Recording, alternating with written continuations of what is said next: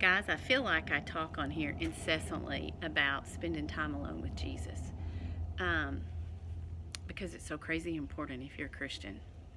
And so I was reading one of my quiet time journals a couple of weeks ago, and it said that our time alone with Jesus it's like we take our frail, sinful nature, weak nature, and we link it up with the divine nature of God, of Jesus.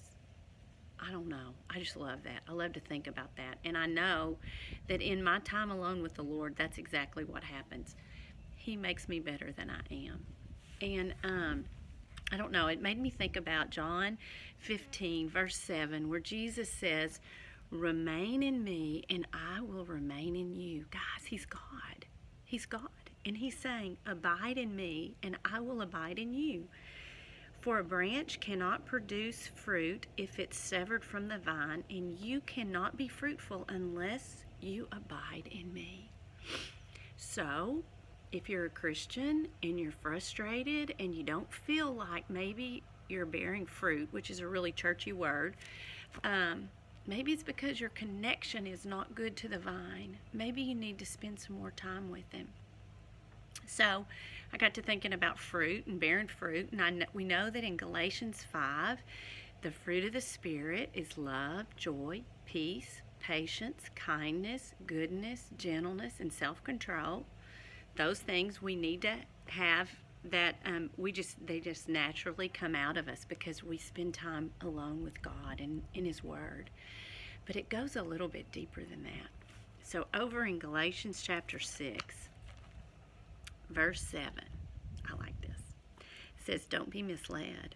Guys, the world's trying to mislead you. Satan's trying to mislead you. You cannot mock the justice of God. You will always harvest what you plant. It's a truth statement. Those who live only to satisfy their own sinful nature will harvest decay and death from that sinful nature. But those who live to please the Spirit will harvest everlasting life from the Spirit. So let's not get tired of doing what's good. True statement. What you plant, you're going to harvest. If you plant tomatoes, you're going to harvest tomatoes.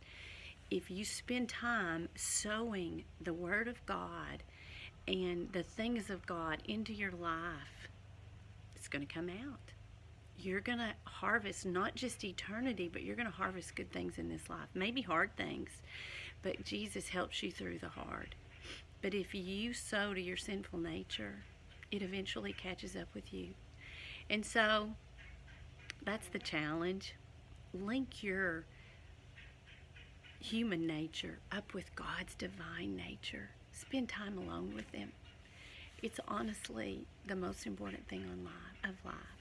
So, that's the challenge. I hope y'all have a really good day.